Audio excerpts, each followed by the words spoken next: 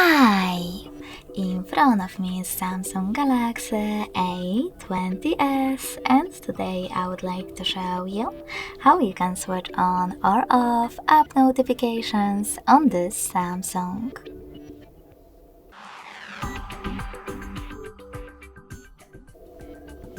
First of all, go into Settings and scroll down to Access Notifications. Now scroll down again, click on More,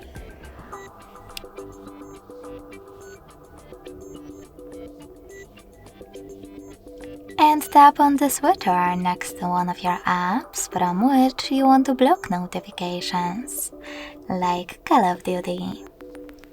You can switch them back on the same way.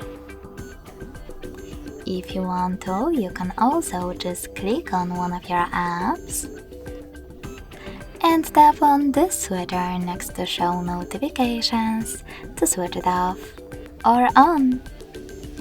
Thanks so much for watching. If you enjoyed this video, smash that like button, comment and subscribe. Bye!